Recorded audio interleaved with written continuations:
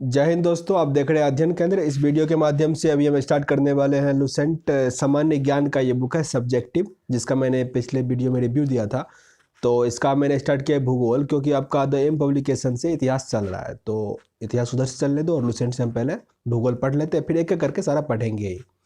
तो चलो, ये एक्सरसाइज 2 है, पर स्टार्ट करते हैं भूगोल। और मैं इस बुक का लाइन बाय लाइन पढ़ूंगा। लाइन बाय लाइन पढ़ने से होता क्या है ना कि सबका समझने का अपना एक अलग अलग तरीका होता है, कौन कैसे समझता है। तो लाइन बाय लाइन पढ़ूंगा ही, फिर मुझे जो एक्स्ट्रा कुछ समझाना होगा तो फिर मैं वो बोल लूँगा, ठीक ना। तो लाइन बाय लाइन हम उसको पढ़ेंगे ही। तो स्टार्ट है। सर्वप्रथम भूगोल शब्द का प्रयोग इरेटोस्थेनीज ने किया था। ये क्या थे? ग्रीक मीन्स ग्रीस के साइंटिस्ट थे। यह शब्द ग्रीक भाषा के दो मूल जियो प्लस ग्रोप्स मीन्स जियो मीन्स था पृथ्वी और ग्रोप्स मीन्स वर्णन से प्राप्त किया। दोनों को एक साथ रखने पर इसका अर्थ क्या बनता है? पृथ्वी का वर्णन। यहाँ से इंपॉर्टेंट ये बनता है कि सर्वप्रथम ज्योग्राफी शब्द का प्रयोग किनके द्वारा किया गया? इरेटोस्थेनीज के द्वारा, और इन्हें ही भूगोल का फादर कहा जाता है। भूगोल का जनक अगर आए तो हिकेटियस होता है। भूगोल का जनक अगर आए तो हिकेटियस, लेकिन भूगोल का फादर कहा जाए तब इरेटोस्थेनीज, याद रखना। फिर है भूगोल के नामकरण एवं इस विषय को प्राथमिक स्तर पर व्यवस्थित स्वरूप प्रदान करने का श्रेय यूनान के निवासियों को जाता है। हिकेटियस ने अपनी पुस्तक जस पेरिडोस अर्थात पृथ्वी का वर्णन में सर्वप्रथम भौगोलिक तत्वों का क्रमबद्ध समावेश किया। सबसे पहले क्रमबद्ध तरीके से मीन्स अपने पुस्तक जस पीरियोडस में कौन समावेश किया? तो हिकेटियस। आपको ये भी याद रखना होगा कि जस पीरियोडस बुक किनके द्वारा लिखा गया? तो हिकेटियस के द्वारा। हिकेटियस के द्वारा। यहाँ पे एक मीन्स बॉक्स में दिया गया, बॉक्स काफ़ी इंपॉर्टेंट होता है, वो पढ़ लेते हैं। भूगोल का जनक किसे कहा जाता है? हिकेटियस को। हिकेटियस। वर्तमान भूगोल का जनक अलेक्जेंडर वॉन हम्बोल्ट। अब बस हम्बोल्ट याद रखो। वर्तमान भूगोल का जनक कौन है? हम्बोल्ट। व्यावसायिक भूगोल का जनक इरेटोस्थेनीज। व्यावसायिक भूगोल का जनक इरेटोस्थेनीज। भौतिक भूगोल का जनक पॉलीडोनियम। पॉलीडोनियम। एक चीज़ यहाँ पे समझना होगा आपको, भूगोल और भौतिक दोनों में अंतर क्या है। आपने मीन्स भूगोल में भी पढ़ते हो कि सोलर सिस्टम क्या होता है, और फिजिक्स में भी पढ़ते हो सोलर सिस्टम क्या होता है, ठीक। लेकिन दोनों में ये क्यों है, थोड़ा ये समझ लो। एग्जाम में पूछा नहीं जाएगा, पर समझ लो। साइंस के डिफिनीशन में या फिजिक्स के डिफिनीशन में क्या होता है ना कि ऐसा ज्ञान जिसको हम रिसर्च करके मीन्स पूरी तरह से ऑथेंटिक है, उसको हम पढ़ते हैं साइंस में, ठीक। तो धरती के बारे में, यूनिवर्स के बारे में, जहाँ भी फिजिकल फेनोमेनन होता है ना, उसको हम फिजिक्स के अंतर्गत पढ़ते हैं, लेकिन प्रूफ होना चाहिए। जबकि ज्योग्राफी में क्या होता है, थोड़ा बहुत वो तत्कालिक मीन्स कारण, हम ऑप्टिमिस्टिक हो जाते हैं, आशावादी, या कुछ सोच के हम परिकल्पना करके भी सोच सकते हैं। जैसे कि कुछ मीन्स 2019 में ब्लैक होल का पिक्चर आ गया, ठीक ना। एक ब्लैक होल होता है जहाँ पे ग्रेविटेशनल फोर्स क्या होता है? काफ़ी जीरो मीन्स काफ़ी अधिक होता है, मैक्सिमम ग्रेविटेशनल फोर्स होता है वहाँ पे। तो इससे पहले हम मीन्स ये जो ब्लैक होल होता है उसके बारे में ज्योग्राफी में पढ़ते थे। अब जबकि फोटो आ गया है, प्रमाणित हो गया है कि ऐसा होता है, तो अब हम वो क्या पढ़ेंगे? भूगोल में ही पढ़ेंगे। उम्मीद करते थोड़ा बहुत क्लियर हुआ होगा। मीन्स भूगोल में हम ऐसे विषय को पढ़ते हैं जिसका कुछ प्रूफ है कि वो रियल में है, जबकि भूगोल में हम वो पढ़ते हैं जो काल्पनिक भी है, थोड़ा बहुत रियल भी है। हम सब कुछ भूगोल में पढ़ते हैं मीन्स जो धरती से रिलेटेड है। क्लियर हुआ होगा? हालांकि नहीं भी हुआ हो तो एग्जाम में प्रश्न आएगा नहीं। चलिए नेक्स्ट क्या है? सांस्कृतिक भूगोल के जनक कौन है? कार्लो सावर। कार्लो सावर। भौतिक भूगोल के जनक कौन थे? पॉलीडोनियम। पॉलीडोनियम। गणितीय भूगोल के संस्थापक कौन थे? थेल्स व एनेक्सीमिंडर। थेल्स और एनेक्सीमिंडर। विश्व भूगोल का निर्माता मार्टिन वोहम। मार्टिन वोहम। विश्व मानचित्र के निर्माणकर्ता काफ़ी इंपॉर्टेंट है, एनेक्सीमेंडर। एनेक्सीमेंडर ने विश्व मानचित्र का निर्माण किया था। भौगोलिक विश्वकोश के रचनाकार कौन थे? एस्ट्रोबो। एस्ट्रोबो। तो ये आपके कुछ बॉक्स वाले प्रश्न है, ये इंपॉर्टेंट होता है तो जानना जरूरी है। नेक्स्ट है आपका, अध्ययन के लिए स्वतंत्र विषय के रूप में भूगोल को 19वीं शताब्दी में ही मान्यता मिली थी। 19वीं शताब्दी। 20वीं शताब्दी के आरंभ में भूगोल मनुष्य और पर्यावरण के पारस्परिक संबंधों के अध्ययन के रूप में विकसित हुआ। इससे पहले क्या होता था कि मेनली जो पृथ्वी, चांद, इसके बारे में पढ़ेगा वो भूगोल हुआ। लेकिन उसके बाद क्या हो गया कि हम लोगों के साथ, लिविंग के साथ नॉन लिविंग का क्या रिलेशन है, उसको भी हम इसी में पढ़ना शुरू कर दिए। मीन्स पर्यावरण इसका नाम रख दिया गया। नेक्स्ट है आपका संभववाद क्या होता है। इनसे एक तरह का सिद्धांत हुआ। इसके अनुसार मनुष्य अपने पर्यावरण में परिवर्तन करने में समर्थ है तथा वह प्राकृतिक प्रदत्त अनेक संभावनाओं को अपने इच्छा के अनुसार उपयोग कर सकता है। ठीक, जो भी मीन्स जैसे सन का लाइट है तो वो एक प्रकृति का दिया हुआ है, उसको हम चेंज करके इलेक्ट्रिसिटी जनरेट कर रहे हैं, तो अपनी इच्छा अनुसार क्या करता है, उसका उपयोग कर सकता है। इस विचारधारा के समर्थक जो थे उनका नाम क्या था, विलाय डिला ब्लास और फिबरे, वाइडल डिला ब्लास और फाइबरे। ठीक है ना, याद रखिएगा इसको। अब है निश्चयवाद का सिद्धांत। इसके अनुसार मनुष्य के सारे काम पर्यावरण द्वारा निर्धारित होते हैं, अतः मनुष्य को स्वेच्छापूर्वक कुछ करने की स्वतंत्रता कम होती है। इस विचारधारा का प्रमुख समर्थक भूगोलवेत्ता रिटर और रेटजेल था, मीन्स नवीन निश्चयवाद का संस्थापक इन्हें कहा जाता है। एलन सैम्पुलन और हेंटिंगटन नाम है साइंटिस्ट सबका, इन्होंने निश्चयवाद का सिद्धांत दिया था। इन्होंने कहा था कि जो प्राकृतिक है उसमें हम हस्तक्षेप कम कर सकते हैं। दोनों का देखो रीजन अलग होता है, वो आगे पढ़ेंगे। अब इमेजिन करो जो साइंटिस्ट अर्थक्वेक से रिलेटेड है, मीन्स ऐसा साइंटिस्ट जो अर्थक्वेक के बारे में पढ़े होंगे, वो क्या कहेंगे कि जो प्राकृतिक में हो रहा है उसमें हम कुछ हस्तक्षेप नहीं कर सकते। भूकंप आएगा ही, ना तो उसको हम रोक सकते हैं, ना उसमें हम कंट्रोल कर सकते हैं। तो उनका क्या होगा, निश्चयवादी सिद्धांत होगा। ठीक है ना, क्योंकि हम प्रकृति में तो हस्तक्षेप नहीं कर सकते। और जो मीन्स ऑप्टिक्स पढ़े होंगे, इस टाइप का साइंस पढ़े होंगे, वो क्या बोलेंगे कि नहीं हम हस्तक्षेप कर सकते हैं। तो दोनों का मत क्या होगा, अलग अलग होगा, पर दोनों का क्या है, सही है। अब भूगोल का कुछ परिभाषा दिया गया है, उसको देख लेते हैं। तो पहला परिभाषा स्ट्राम्बे के द्वारा दिया गया, जिसमें है कि भूगोल एक ऐसा स्वतंत्र विषय है जिसका उद्देश्य लोगों को विश्व, आकाशीय पिंड, स्थल, महासागर, जीव जंतु, वनस्पति, फल तथा भूधरातल के क्षेत्रों में देखी जाने वाली प्रत्येक अन्य वस्तुओं का ज्ञान प्राप्त करना है। सिंपल शब्दों में धरती पे या यूनिवर्स में हमको आँख से जो भी लिविंग नॉन लिविंग थिंग दिखाई देता है, उसके बारे में अगर हम स्टडी करेंगे तो उसे हम भूगोल कहेंगे इसके अकॉर्डिंग। तो वो क्या है, स्ट्राम्बे के द्वारा कहा गया ये। अब कैलेडियस मीन्स टॉलमी के द्वारा, टॉलमी काफ़ी इंपॉर्टेंट साइंटिस्ट है ज्योग्राफी के लिए। तो भूगोल पृथ्वी की झलक को स्वर्ग में देखने वाला अभयमय विज्ञान है, ये कहा गया था कोलेडियस और टॉलमी के द्वारा। कार्ल रिटर के द्वारा कहा गया कि भूगोल वह विज्ञान है जिसमें पृथ्वी को स्वतंत्र ग्रह के रूप में मान्यता देते हुए उनमें समस्त लक्षणों, घटनाओं एवं उसके समस्त संबंध का अध्ययन किया जाता है। ये कहा गया कार्ल रिटर के द्वारा। अगर आप ज्योग्राफी का ऐसे राइटिंग लिख रहे हो तब वहाँ पे ये सब डिफिनेशन आपको काम आएगा। किसी एक का डिफिनेशन डाल सकते हो, तो कार्ल रिटर और टॉलमी दोनों इंपॉर्टेंट है, इन दोनों में से किसी का यूज कर सकते हो। अब आर्थर होम्स, भूगोल में पृथ्वी के उस भाग का अध्ययन किया जाता है जो मानव रहने का स्थान है। देखो इसमें बहुत कुछ गलती होगा डिफिनेशन में, ठीक ना, तो इनके द्वारा वो डिफिनेशन दिया गया था। जैसे मैं इसमें थोड़ा गलती करता हूँ, देखो अब ऐसा नहीं कि गलत कर दिया तो आप ये लिखना ही नहीं है। जैसे इसमें लिखा है कि भूगोल में पृथ्वी के उस भाग का अध्ययन होता है जो मानव के रहने लायक है, लेकिन पृथ्वी मीन्स भूगोल में हम ये भी पढ़ते हैं कोर क्या होता है, ये सभी पढ़ते हैं, तो कोर में तो मानव रहेगा नहीं, तो उसको भी हम पढ़ते हैं, लेकिन इनके द्वारा ऐसा डिफिनेशन दिया गया है। ठीक ना, ये आपको याद रखना है। धीरे धीरे विकास होता है तो बहुत सारा मीन्स इसमें सही किया जाता है, तब एक सटीक आंसर बनता है। अब पहला इसमें दिया गया भूगोल में आपका पढ़ना है ब्रह्मांड, काफ़ी इंपॉर्टेंट टॉपिक है, तो ध्यान से देखिएगा। अस्तित्वमान द्रव्य एवं ऊर्जा के सम्मिलित रूप को ब्रह्मांड कहा जाता है। अस्तित्वमान मीन्स जिसका अस्तित्व है, उसको द्रव्य का कहीं कहीं मतलब ठोस भी होता है, ठीक ना, तो ये द्रव्य है। एवं ऊर्जा के सम्मिलित रूप को क्या कहा जाता है, ब्रह्मांड कहा जाता है। कहीं कहीं पढ़ोगे ब्रह्मांड क्या होता है, मीन्स जो भी आकाशीय गंगा है, मीन्स आकाश गंगा, तारा, ग्रह, क्षुद्र ग्रह सबको मिला के ब्रह्मांड है, वो भी डिफिनेशन सही है आपका। दूसरे शब्दों में सूक्ष्मतम अणु से लेकर महाकाय आकाश गंगाओं गैलेक्सी तक सम्मिलित स्वरूप को क्या कहा जाएगा, ब्रह्मांड कहा जाएगा।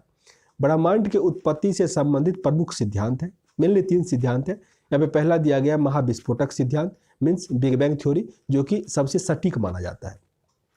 ये दिया गया था जॉर्ज लेमेंथियर के द्वारा। जॉर्ज लेमेंथियर इनका नाम है, इनका नाम नहीं भूलिएगा, काफ़ी इंपॉर्टेंट है। बिग बैंग थ्योरी किनके द्वारा दिया गया था, जॉर्ज लेमेंथियर के द्वारा। फिर आगे सबका हम डिफाइन करके दिया गया है। दूसरा दिया गया यहाँ पे साम्यावस्था या सतत सृष्टि सिद्धांत या फिर स्थिर अवस्था संकल्पना, दूसरा सिद्धांत है ये सतत सृष्टि सिद्धांत, याद रखो। ये दिया गया थॉमस गोल्ड और हॉर्मन बॉडी के द्वारा। ये सब आपको बस याद रखना है कि किनके द्वारा कौन सा सिद्धांत दिया गया है, बस बाद में हम बिग बैंग थ्योरी को ठीक से पढ़ेंगे। दोलन सिद्धांत दिया गया एलन संडेजा के द्वारा।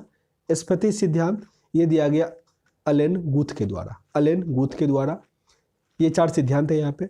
अब ब्रह्मांड की उत्पत्ति के संबंध में महाविस्फोटक सिद्धांत मीन्स बिग बैंग थ्योरी जो है, ये क्या है, सर्वाधिक मान्य है। इसका प्रतिपादन बेल्जियम के खगोलीय एवं मीन्स पादरी थे जॉर्ज लेमेंथियर ने दिया था। बाद में रॉबर्ट बैगनोर ने इस सिद्धांत की व्याख्या की थी। मीन्स उन्होंने कह दिया कि बिग बैंग थ्योरी हुआ था, इसके कारण हुआ था, पूरा डिफाइन नहीं किया था। तो फिर रॉबर्ट बैगनोर ने क्या किया था, इसको पूरा क्लियर किया था। नाम याद नहीं रहे तो एक सुजुकी का कार आता है, नाम है उसका वैगनर, और एक टाटा का भी कार आता है वैगनर, तो दोनों में से किसी का नाम याद रख लो, काम चल जाएगा आपका, जिन्होंने बिग बैंग थ्योरी को पूरा व्याख्या किया था। अब पढ़ते हैं महाविस्फोटक सिद्धांत के अनुसार क्या होता है, ये बिग बैंग थ्योरी होता क्या है। तो आरंभ में वे सभी पदार्थ जिनसे ब्रह्मांड बना हुआ है, ये क्या थे, अति छोटी गोलक मीन्स एकाकी परमाणु के रूप में एक स्थान पर स्थित था, जिनका आयतन अत्यधिक सूक्ष्म एवं तापमान और घनत्व अनंत था। मीन्स इसका आयतन क्या था, काफ़ी कम था, जबकि तापमान और घनत्व क्या था, इन्फिनिटी था, काफ़ी अधिक था। दूसरा दिया गया, अत्यधिक संकेंद्रण के कारण बिंदु का आकस्मिक विस्फोट हुआ। मीन्स क्या था, क्योंकि उसका आयतन काफ़ी कम था और तापमान बहुत अधिक था, इस कारण क्या हुआ, विस्फोट हुआ। इस महाविस्फोट ब्रह्मांडीय विस्फोट को क्या कहा गया, बिग बैंग थ्योरी कहा गया। मीन्स बिग बैंग से इसका क्या हुआ, ब्रह्मांड का निर्माण हुआ। इस अचानक विस्फोट से पदार्थों का बिखराव हुआ, जिससे सामान्य पदार्थ निर्मित हुए। इसके अलगाव के कारण काले पदार्थ बने, जिसके या जिनके समूहन से अनेक ब्रह्मांडीय पिंडों का सृजन हुआ। वैज्ञानिकों का विश्वास है कि महाविस्फोटक की घटना आज से 13.7 अरब वर्ष पहले हुआ। फिर से रिपीट करता हूँ इस चीज़ को, देखो हालांकि लिखा है आगे 13.7 अरब वर्ष पहले ब्रह्मांड बना। उसके बाद लिखा है महाविस्फोटक के लगभग 10.5 अरब वर्ष पश्चात, यानी आज से 4.5 अरब वर्ष पूर्व सौरमंडल का विकास हुआ। लोगों का नहीं, सौरमंडल का। हम लोग जो पृथ्वी का आयु ज्ञात करते हैं तो क्या कहते हैं, 4.5 अरब वर्ष पर, 4.5 अरब वर्ष पूर्व। 10.5 अरब वर्ष पूर्व क्या हुआ था, महाविस्फोट से लगभग, फिर से इसको रिपीट करता हूँ, इस ब्रह्मांड का निर्माण 13.7 अरब वर्ष पूर्व हुआ, लेकिन सौरमंडल जो है हमारा वो 4.5 अरब वर्ष पूर्व हुआ। इससे क्या क्लियर हो रहा है कि धीरे धीरे और भी बहुत सारे सौरमंडल जो है, बहुत सारे जो सोलर सिस्टम है वो बन ही रहे हैं, ठीक ना, ये निरंतर फैला जा रहा है। तो 4.5 अरब वर्ष क्या हुआ, सौरमंडल का विकास हुआ, जिसमें ग्रह तथा उपग्रह का निर्माण हुआ। इस प्रकार बिग बैंग परिघटना से ब्रह्मांड की उत्पत्ति हुई और तभी से इसमें निरंतर विस्तार जारी है। क्या है कि ये अभी विस्तार हो रहा है, फिर क्या होगा, इसका संकुचन होगा, फिर एक जगह ये पॉइंट में सिकुड़ जाएगा, ऐसा माना जाता है। इसके साक्ष्य के रूप में आकाश गंगाओं के बीच बढ़ती दूरी इसका साक्ष्य दिया जाता है। देखो कोई भी कथन गलत कब होता है, ऐसा नहीं कि आप, जैसे कि मान लो एक कथन है जो मानव कैसे विकास हुआ, बंदर से आदमी का विकास हुआ, ठीक ना, तो उस कथन को बहुत लोगों ने चैलेंज किया कि ये गलत है। बस आप भी बोल सकते हो गलत है, क्योंकि बंदर को पूछता तो हम लोगों को पूछ नहीं है, बंदर से हम लोग नहीं बने हैं, ठीक ना, क्योंकि अगर हम लोग बंदर से बने होते तो फिर बंदर को भी पूछ नहीं होता, आजकल सब बंदर मनुष्य बन गया होता। तो ऐसा बहुत सारा लॉजिक उसका गलत होता है, पर आपके पास कोई सटीक आंसर भी तो नहीं है, इसीलिए उनका बात हम लोग मानते हैं, ठीक। तो उसी प्रकार इसमें भी होता है कि ये बिग बैंग थ्योरी जो है उसको बहुत लोगों ने चैलेंज किया, पर इसमें बहुत कुछ क्या है, सटीकता है, और कोई नया चैनल मीन्स क्या, कोई जो नया मीन्स उत्तर होता है, आंसर जो होता है उसका, वो भी नहीं दे पाया। तो अभी तक सबसे ऑथेंटिक कौन सा है, बिग बैंग थ्योरी ही है, उसको ही याद रखना होगा। अब नासा ने 2001 में एक इनका MAP है, माइक्रोवेव एनिसोट्रॉपी प्रोब, जिससे ये पुष्टि किया कि आकाशगंगा जो है उसका दूरी बढ़ रहा है, मीन्स नए नए जो सोलर सिस्टम है, ग्रह है, उनका निर्माण हो रहा है। तो ये बिग बैंग थ्योरी क्या है, ये सही है, स्पष्ट किया उन्होंने, मीन्स नासा के द्वारा 2001 ईस्वी में, याद रखिएगा थोड़ा। ब्रह्मांड के निरंतर विस्तरण का साक्ष्य जुटाने में एडविन हबल का योगदान उल्लेखनीय है। इन्हीं के नाम पर एक टेलीस्कोप का भी नाम रखा गया, हेबल टेलीस्कोप, जिससे क्या हुआ, अभी मीन्स एक टेलीस्कोप तो नहीं था हालांकि, लेकिन कहा जाता है हेबल टेलीस्कोप सिस्टम, जिससे मीन्स ब्लैक होल जो था उसका फोटो लिया गया। तो इसके कारण क्या हुआ, ब्रह्मांड में निरंतर विस्तरण का साक्ष्य के रूप में अंतरिक्ष में सूक्ष्म तरंगों की उपस्थिति का पता चलना, अंतरिक्ष में रेड शिफ्ट परिघटना का अवलोकन तथा आधुनिक अध्ययनों से सुपरनोवा का अंतरिक्ष में विस्फोट होना भी ब्रह्मांड के विस्तार का साक्ष्य स्वरूप माना जाता है। मीन्स इन सब परिघटनाओं से ये क्लियर होता है कि बिग बैंग थ्योरी ही लगभग सही मीन्स पुष्टि करता है कि उसी के कारण ब्रह्मांड का निर्माण हुआ है। अब नासा के द्वारा 30 जून 2001 में डेविड विलिंगसन के नेतृत्व में बिग बैंग की पुष्टि हेतु मैप परियोजना का शुभारंभ किया गया। मैप एक खोजी उपग्रह है, मीन्स सैटेलाइट है, जिससे प्राप्त चित्रों से बिग बैंग की पुष्टि होती है। 11 फरवरी 2013 को उस मीन्स इस आधार पर नासा ने ब्रह्मांड की आयु 13.7 वर्ष निर्धारित की। फिर वही प्रश्न लिखा हुआ जो हम ऊपर पढ़े हैं, निर्धारित की घोषणा की। डेविड विल्किंसन ने सितंबर 2002 में इनका निधन हो गया। उसके पश्चात उनके सम्मान में मैप उपग्रह का नाम 11 फरवरी 2003 को WMAP रख दिया गया। मीन्स विलिंगसन माइक्रोवेव एनिस्ट्रोपी प्रोब रख दिया गया विलिंगटन के नाम पर, ठीक ना। और फिर हेबल के नाम पे भी टेलीस्कोप है जो मैंने बताया। अब ब्रह्मांड के रहस्यों को जानने के लिए 30 मार्च 2010 को यूरोपियन सेंटर ऑफ न्यूक्लियर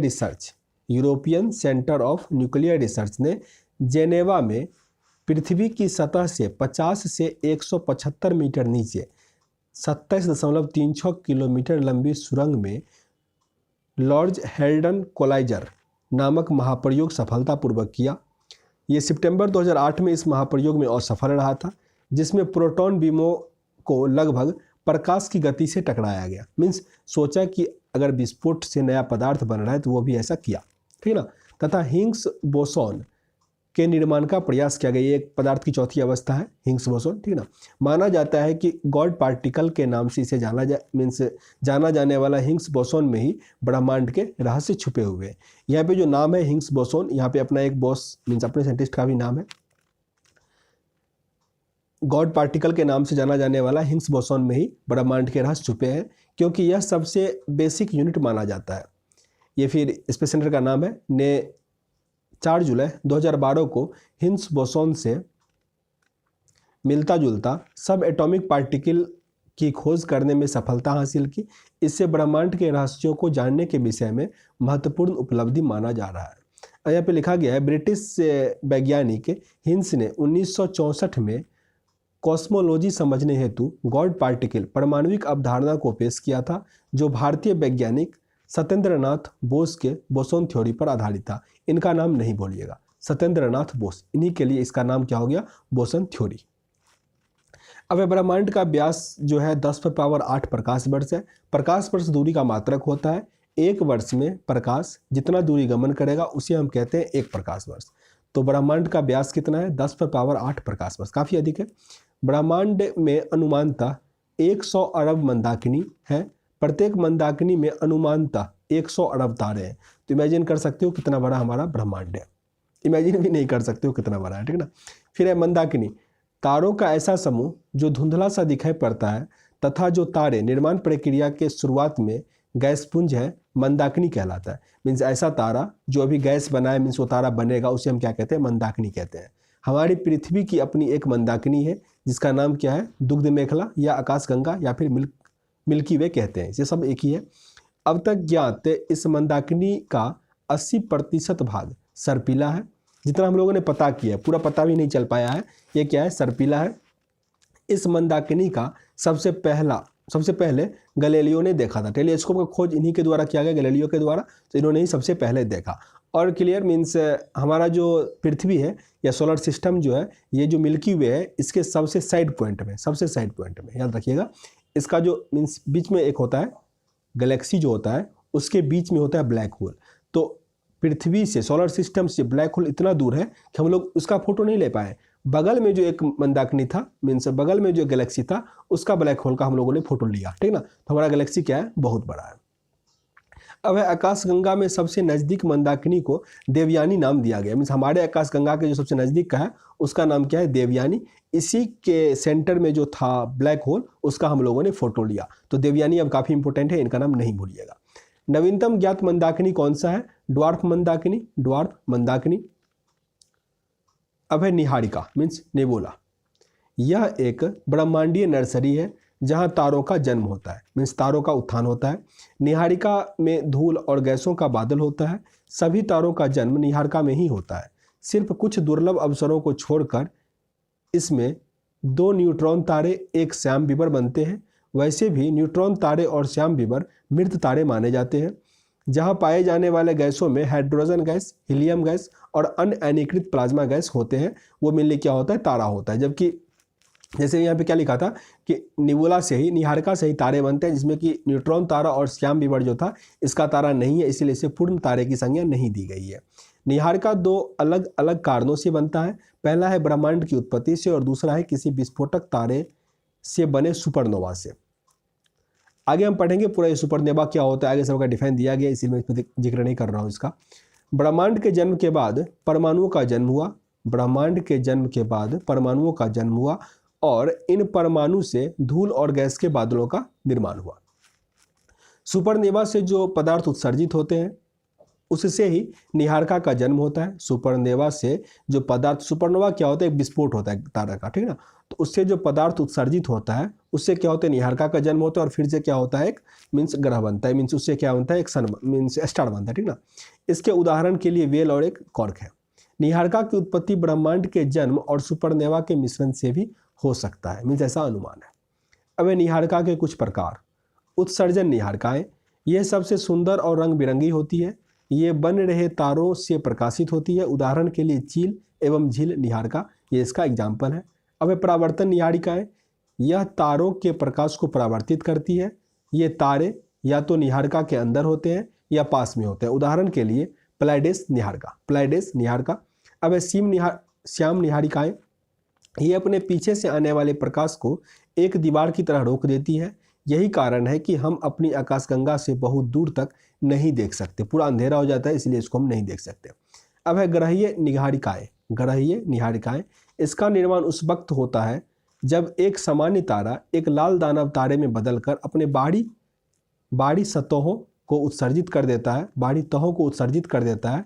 इसी वजह से इसका आकार गोल होता है। इसको फिर से रिपीट करते हैं, ग्रहीय निहारिकाएं को। इसका निर्माण उस वक्त होता है जब एक सामान्य तारा एक लाल दानव तारे में बदल जाता है। मीन्स तारा क्या होता है, लाल दानव तारे में बदल जाता है, जिससे उसका क्या होता है, बाहरी तह उत्सर्जित कर देता है और उसके कारण क्या उसका आकार गोल हो जाता है। अब है आइडियन नेबुला। हमारी आकाशगंगा में सबसे शीतल और सबसे चमकीले तारों का समूह कहा जाता है इसको। तारे के बारे में विस्तृत जानकारी के लिए भौतिक विज्ञान में आगे पढ़ेंगे हम, ठीक ना। चलो नेक्स्ट हमारा एक्सरसाइज है सौरमंडल, तो हम ये नेक्स्ट वीडियो में पढ़ेंगे। उम्मीद करते हैं यहाँ से कुछ सीखने का मौका मिला होगा। सेशन अगर अच्छा लगा हो तो लाइक करना, शेयर करना अपने दोस्तों के साथ। पसंद ना आया हो डिसलाइक करना, पर कारण जरूर बताना। अगर चाहते हैं इसमें कुछ मॉडिफाई करना तो ये भी मुझे कमेंट बॉक्स में बताइएगा, ताकि जितना हो सके कोशिश मैं करूँगा। तो मिलते हैं नेक्स्ट वीडियो में सौरमंडल के साथ एक्सरसाइज 2 में। तो तब तक के लिए जय हिंद।